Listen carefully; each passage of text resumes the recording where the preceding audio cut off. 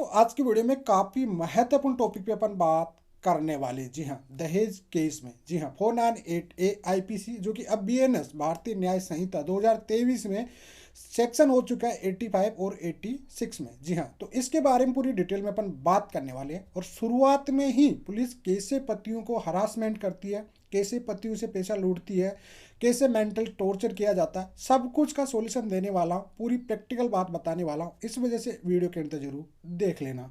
तो चलिए दोस्तों, नो टाइम पास नो बकवास, सीधा करते हैं काम की बात। मैं हूँ हंस। सेकंड बात दोस्तों, कमेंट में नंबर ना छोड़े, अगर आप मुझसे ही बात करना चाहते हो साइड में व्हाट्सएप नंबर लिखे रहते हैं, अपॉइंटमेंट बुक करके आप बात कर सकते हैं।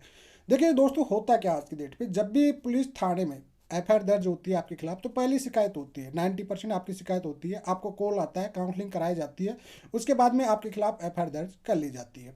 अब यहाँ पे से ही FIR दर्ज होता है, वहीं से स्टार्टिंग तो खेल यहीं से हो जाता है आपका, जब से आपके खिलाफ शिकायत दर्ज होती है तब से। जी हाँ, तब भी इसे काउंसलिंग में पूछ लिया जाता है भाई कितने माँ बहन भाई रिश्तेदार क्या क्या है, सब कुछ के बारे में पुलिस जान लेती है पहले से। फिर साइकोलॉजी महिला की तरफ से लगाई जाती है और पति को डराया जाता है। उसके बाद में पति नहीं मानते, उनका बैठता भी नहीं, क्योंकि पुलिस उस काउंसलिंग को सक्सेस होने नहीं देती 99%। उसके बाद में होता है क्या कि महिला को भी एक ईगो रहता है कि भाई महिला के पक्ष में कानून है, तो वो काउंसलिंग में बैठने के साथ जो भी सेटलमेंट की बात हो भी, या रहना है नहीं रहना है, पैसे की डिमांड होती है, वो बात नहीं बनती है और पति के खिलाफ FIR दर्ज हो जाती है। जी हाँ, अब FIR दर्ज करने के बाद अब क्या होता है कि पहले तो 41A का नोटिस दिया जाता था। जी हाँ, पहले CRPC में 41A का नोटिस, अब जो आ गया BNSS में अब 35/3 का नोटिस दिया जाता है। जी हाँ, नोटिस दिया जाता है। उसके बाद पतियों, उनके माता पिता के नाम, भाई है कोई जॉइंट में है, भाई देवर ससुर जेठ, उनके गलत सेक्शन लगा दिए जाते हैं उनके नाम हटाने के या सेक्शन हटाने के नाम से। तो इन नाम से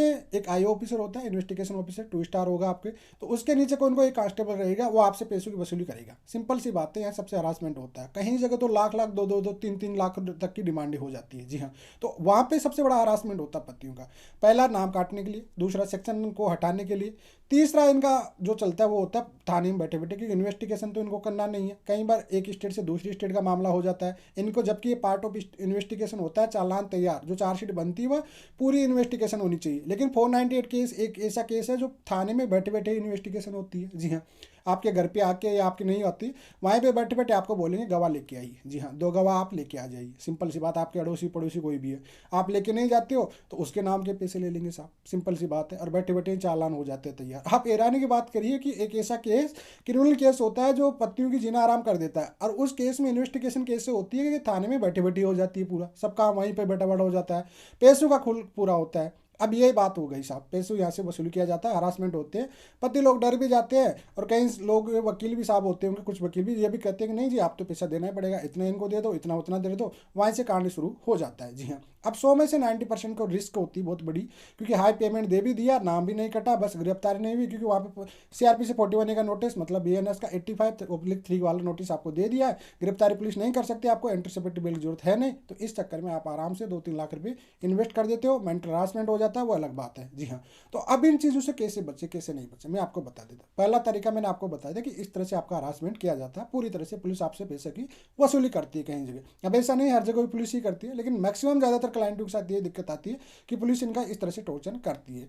देखिए, जब भी आपके खिलाफ ऐसा कोई मुकदमा दर्ज होता है तो सिंपल सी बात है, जी हाँ, ये मामला होता है हाई कोर्ट में जाने वाला पूरा। जी हाँ, परिवार के नाम जुड़ गए, सेक्शन आप पे अलग अलग लग चुके हैं, तो फिर आपको कुछ भी नहीं करना, पुलिस को कुछ भी नहीं देना। आपको 35/3 वाला जो कि BNS वाला होता है, जो कि CRPC 41A का नोटिस होता है, वो आपको रिसीव कर लेना।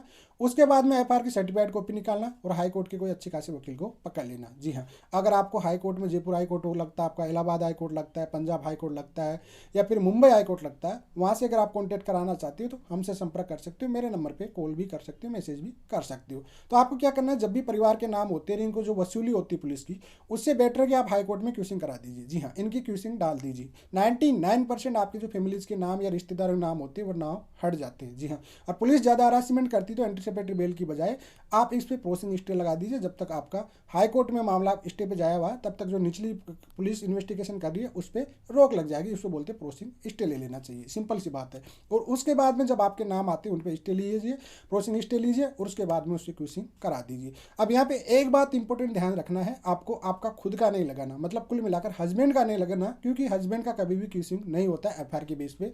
ये बात आपके माइंड में फिट कर लेना है। जी हाँ, सबसे पहले मदर फादर या रिश्तेदार होते हैं उनकी अलग अलग फाइल लगाना आपकी। जी हाँ, एक साथ भी नहीं लगाना, जॉइंट में नहीं लगाना, सबकी अलग अलग फाइल बनाना है, जब भी जाके आपके पूरे नाम रिमूव हो जाएंगे। जी हाँ, आज तक हमने यही प्रोसेसिंग स्टेप करते हैं कि डायरेक्टली हम लोग कभी भी पुलिस थाने में जाते नहीं है, ना पुलिस वाले से कोई कांटेक्ट करते हैं, क्योंकि पुलिस की वसूली होती है, उससे हम बिल्कुल हरासमेंट नहीं होती। पतियों का बहुत हरासमेंट होता है, हम डायरेक्टली उनको जाते हैं।